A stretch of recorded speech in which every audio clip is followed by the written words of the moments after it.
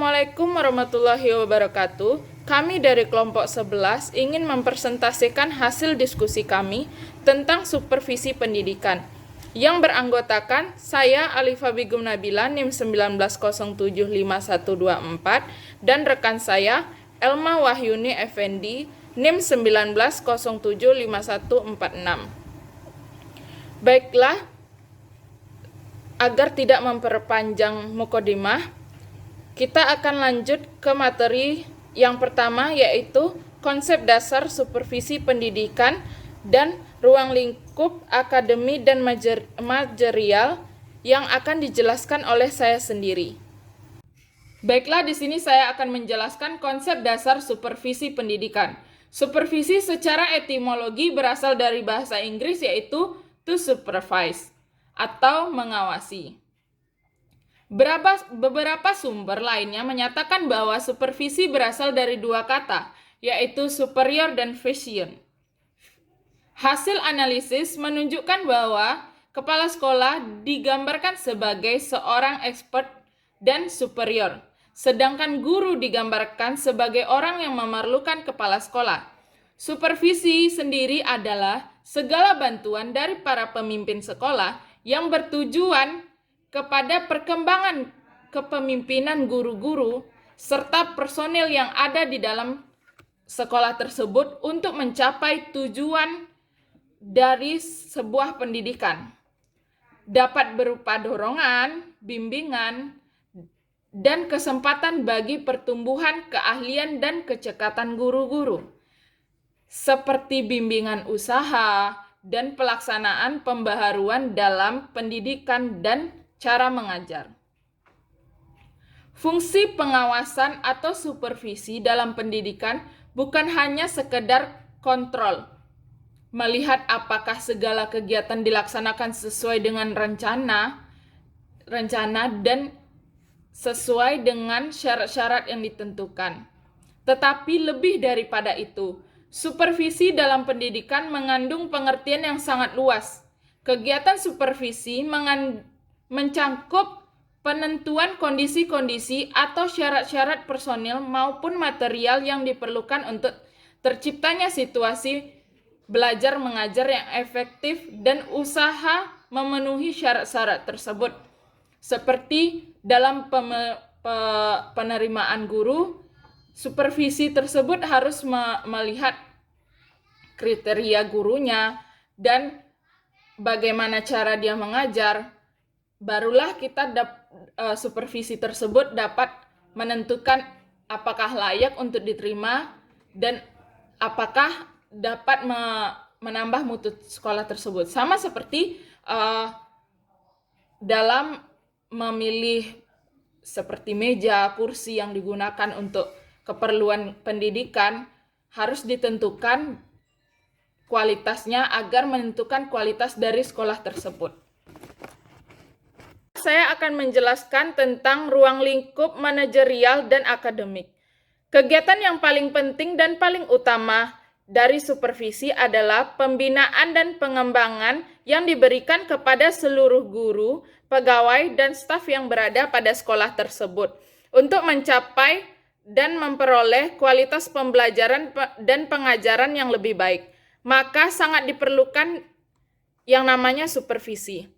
Dengan adanya supervisi, maka dapat meningkatkan kualitas dari pengajaran dan pembelajaran, dan demikian juga dapat meningkatkan kualitas dari siswa-siswanya, sehingga lulusan-lulusan dari sekolah tersebut dapat berkualitas secara akademik.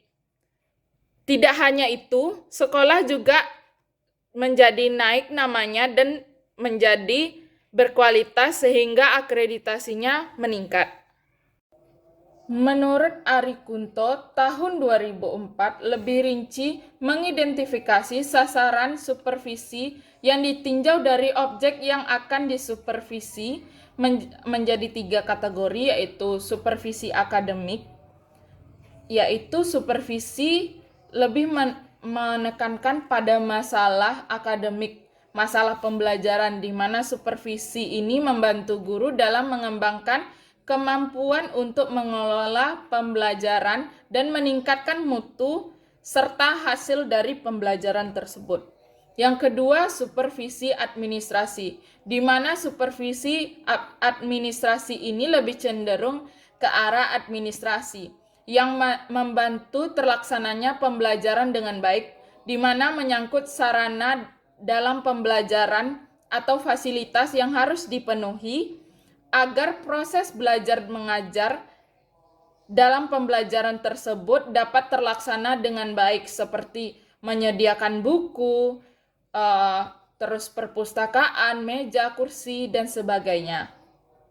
Yang ketiga yaitu supervisi lembaga, di mana untuk supervisi lembaga ini dimaksudkan untuk meningkatkan kinerja sekolah dan nama baik sekolah agar dapat meningkatkan kualitas dari sekolah tersebut. Supervisi manajerial. Supervisi manajerial adalah pemantauan dan pembinaan terhadap pengelolaan dan administrasi sekolah.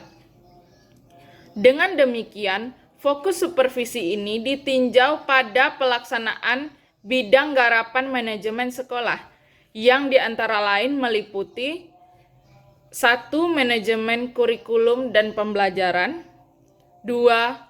Bidang kesiswaan, 3. Sarana dan prasarana, 4.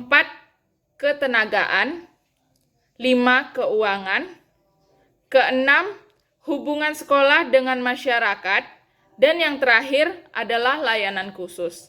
Dalam melakukan supervisi terhadap hal-hal di atas, pengawas sekaligus juga dituntut melakukan pemantauan terhadap pelaksanaan standar nasional pendidikan yang meliputi 8 komponen, yaitu standar isi, standar kompetisi lulusan, standar proses, standar pendidik dan tenaga kependidikan, standar sarana dan prasarana, standar pengelolaan, standar pembiayaan, dan terakhir standar penilaian.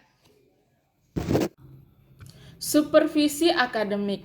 Glickman pada tahun 1981 mendefinisikan supervisi akademik adalah serangkaian kegiatan membantu guru mengembangkan kemampuannya mengelola proses pembelajaran demi tercapainya tujuan pembelajaran. Sedangkan menurut Dress, pada tahun 1989, supervisi akademik merupakan upaya membantu guru mengembangkan kemampuannya mencapai tujuan pembelajaran.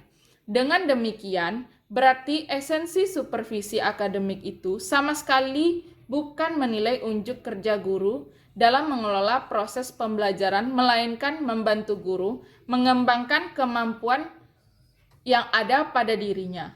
Meskipun demikian, supervisi akademik tidak bisa terlepas dari penilaian unjuk kerja guru dalam mengelola pembelajaran apabila di atas dikatakan bahwa supervisi akademik merupakan serangkaian kegiatan membantu guru mengembangkan kemampuan mengelola proses pembelajaran, maka menilai unjuk kerja guru dalam mengelola proses pembelajaran merupakan salah satu kegiatan yang tidak bisa dihindarkan prosesnya. Pendapat tersebut disampaikan oleh Segliovani pada tahun 1987. Baiklah, sekian materi yang dapat saya sampaikan. Materi selanjutnya yaitu prinsip supervisi pendidikan dan peranan supervisi pendidikan akan disampaikan oleh rekan saya. Kepada rekan saya dipersilahkan. Baiklah, terima kasih kepada moderator yang telah memberikan saya kesempatan untuk menjelaskan materi selanjutnya. Materi tentang prinsip-prinsip supervisi pendidikan. Yang pertama, prinsip ilmiah. Prinsip ilmiah ini memiliki ciri sebagai berikut. Ciri pertama, kegiatan supervisi dilaksanakan berdasarkan data objektif yang diperoleh dalam pelaksanaan belajar. Ciri kedua, untuk memperoleh data perlu diterapkan alat perekam data seperti angket. Ciri ketiga, setiap kegiatan supervisi dilaksanakan secara sistematik terencana. Yang kedua, prinsip demokratis service. Bantuan yang diberikan kepada guru berdasarkan hubungan kemanusiaan yang akrab dan kehangatan, sehingga guru merasa aman untuk mengembangkan tugasnya. Demokrasi ini mengandung makna menjunjung tinggi harga diri dan martabat guru. Yang ketiga, prinsip kerjasama mengembangkan usaha bersama. Memberi support, mendorong, menstimulasi guru sehingga merasa tumbuh bersama. Yang keempat, prinsip konstruktif dan kreatif. Setiap guru akan merasa termotivasi dalam mengembangkan potensi. Yang kelima, kreativitas. Supervisi mampu menciptakan suasana kerja yang menyenangkan, bukan melalui cara yang menakutkan. Materi selanjutnya, peran supervisi pendidikan. Supervisi berfungsi membantu, memberi, dan mengajak.